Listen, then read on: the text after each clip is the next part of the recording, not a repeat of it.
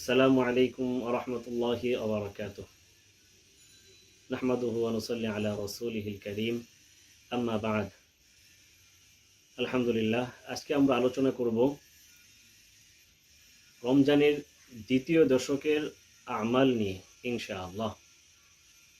এই বিষয়ে আল্লাহ রাসূল সাল্লাল্লাহু আলাইহি ওয়াসাল্লাম তিনার হাদিসে মুবারাকা ইরশাদ করেছেন, যা ইবনে খুযাইমা রাহমাতুল্লাহি আলাইহি তিনার কিতাবে উল্লেখ করেছেন।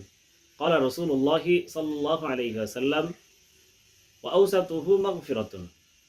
রমজানের মাঝামাঝি সময়টি অর্থাৎ দ্বিতীয় দশকটি হচ্ছে মাগফিরাতের সময়। রমজানের দ্বিতীয় দশক মাগফিরাতের দশক। এই দশকে আল্লাহ পাক রব্বুল আলামিন তিনার অসংখ্য বান্দাদেরকে মাগফিরাত করে দেন, ক্ষমা করে দেন। আল্লাহ পাক রব্বুল আলামিন তিনার বান্দাদেরকে ক্ষমা করার জন্য তিনি প্রস্তুত।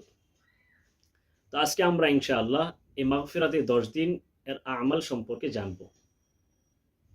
এই বিষয়ে সর্বপ্রথম আমাদের নিজেদের গুনাহগুলো ক্ষমা করানোর জন্য, মাগফিরাত এর জন্য সচেষ্ট হতে হবে। আর তা তওবা ও ইস্তেগফার এর মাধ্যমে। আমাদেরকে বেশি থেকে বেশি তওবা করতে হবে, ইস্তেগফার করতে হবে। এর মাধ্যমে আমরা আল্লাহ তাআলা থেকে মাগফিরাত অর্জন করব। তওবা ও ইস্তেগফার এই দুটি শব্দের অর্থ আগে জেনে নেই। তওবা মানে হচ্ছে ফিরে আসা, রুজু ইলাল্লাহ, আল্লাহ তাআলার দিকে ফিরে আসা। আর ইস্তেগফার এর অর্থ হচ্ছে মাফ চাওয়া।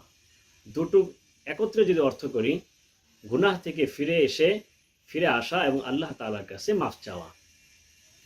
এজন্য আমরা আমাদের নিজেদের অপরাধ, অন্যায়, গুনাহগুলোর জন্য আল্লাহ তাআলার কাছে মাফ চাইব এবং গুনাহগুলো বর্জন করে আল্লাহ তাআলার দিকে ফিরে আসব। দ্বিতীয়ত, আমাদের আত্মীয় স্বজন, পিতা মাতা, আপনজন যারা কবরবাসী হয়েছেন, তাদের মাগফিরাত বা ক্ষমার ব্যবস্থা করা। কারণ তাদের তওবা ইস্তেগফার করার কোনো সুযোগ নেই। আর মৃত মানুষ যারা মারা গেছেন, মুর্দাদের মাগফিরাত বা ক্ষমা অনেক সময় আটকে যায় তাদের কিছু ইবাদত ইত্যাদির অনাদায়ীর কারণে। যেমন তাদের কিছু নামাজ অনাদায়ী থাকার কারণে, রোজা অনাদায়ী থাকার কারণে, হজ অনাদায়ী থাকার কারণে, কিছু ঋণ আদায় না করে যাওয়ার কারণে। আমরা যারা জীবিত আছি তাদের মাগফিরাতের ফিকির আমরা এভাবে করতে পারি, তাদের যে অনাদায়ী নামাজগুলো আছে সেই নামাজগুলো আদায়ের ব্যবস্থা করা, রোজা যেগুলো অনাদায়ী রয়ে গেছে সেগুলো আদায়ের ব্যবস্থা করা, তাদের হজ যদি আদায় করে না গিয়ে থাকেন সেগুলো আদায়ের ব্যবস্থা করা। যেমন তাদের নামাজ যেগুলো অনাদায়ী রয়ে গেছে সেগুলো আদায় করার জন্য আমরা ফিদিয়া আদায় করতে পারি। আমাদের রমজানের শেষ দিকে, ঈদের পূর্বে আমরা যে ফিতরা আদায় করি তার পরিমাণই আমরা তাদের প্রত্যেক নামাজের জন্য ফিদিয়া আদায় করতে পারি। অনুরূপভাবে রোজার জন্য এই পরিমাণ ফিদিয়া আমরা আদায় করতে পারি। কারো যদি হজ আদায় না করে থাকে তাহলে তার জন্য আমরা বদলি হজের ব্যবস্থা করতে পারি। কারো ঋণ থাকলে সেই ঋণগুলো আমরা আদায়ের ব্যবস্থা করতে পারি। এভাবে আমরা আমাদের মৃত বাবা মা, আপন আত্মীয় স্বজন ইনাদের মাগফিরাতের ব্যবস্থা করতে পারি। আল্লাহ তাআলা আমাদের তৌফিক দান করুন। এর পরবর্তী আরেকটা আমল যেটা আমরা করতে পারি তা হলো বেশি বেশি লা ইলাহা ইল্লাল্লাহ পাঠ করা। শায়খ আবু কুরতুবী রাহমাতুল্লাহি আলাইহি বলেন, আমি শুনেছি কেউ যদি 70,000 বার লা ইলাহা ইল্লাল্লাহ পাঠ করে তার কবরের আযাব আল্লাহ তাআলা মওকুফ করে দেন। এর পরবর্তী হাসর এবং জাহান্নামের আযাবগুলো মাফ পেয়ে যাওয়ার সে আশা করতে পারে। এছাড়াও রাসূলুল্লাহ সাল্লাল্লাহু আলাইহি ওয়াসাল্লাম তিনি হাদিসে মুবারাকা ইরশাদ করেন, মা মিন আবদিন ক্বালা লা ইলাহা ইল্লাল্লাহ সুম্মা মাতা আলা যালিক ফাদাখালাল জান্নাহ। যে ব্যক্তি লা ইলাহা ইল্লাল্লাহ পড়তে থাকে, আল্লাহ তাআলা দাখালাল জান্নাহ, তাকে জান্নাতে প্রবেশ করার ওয়াদা করেছেন। সুবহানাল্লাহ। রাসূলুল্লাহ সাল্লাল্লাহু আলাইহি ওয়াসাল্লাম তিনি আরেক হাদিসে মুবারাকায় ইরশাদ করেছেন, বেশি রমজান মাসে 4টি আমল তোমরা বেশি বেশি করতে থাকো। তার মাঝে প্রথম 2টি আমল, যে আমল করার দ্বারা আল্লাহ তাআলা বেশি খুশি হন, তা হলো শাহাদাতু আল্লা ইলাহা ইল্লাল্লাহ ওয়া তাস্তাগফিরুহু।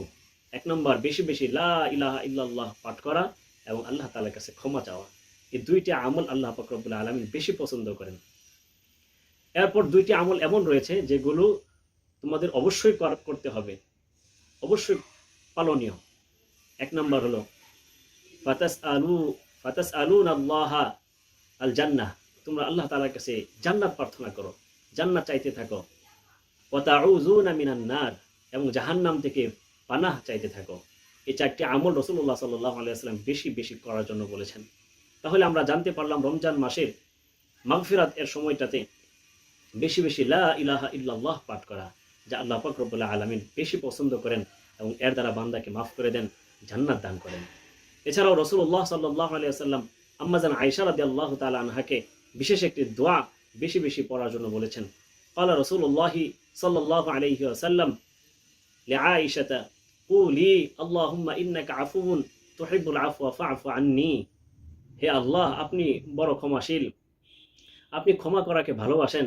ফা'ফু আন্নী, আপনি আমাকে মাফ করে দেন। এজন্য আমরা এই দোয়াটিও এই মাগফিরাতের সময়টাতে বেশি বেশি পড়তে পারি। আল্লাহ পাক রব্বুল আলামিন এই মাগফিরাতের সময়টিতে বেশি বেশি এই দোয়াগুলোর উপর আমল করার তৌফিক দান করুন। এছাড়াও রাসূলুল্লাহ সাল্লাল্লাহু আলাইহি ওয়াসাল্লাম রমজান মাসের যে আমলগুলো সম্পর্কে আলোচনা করেছেন তার অধিকাংশের মাঝে মাগফিরাতের ঘোষণা রয়েছে।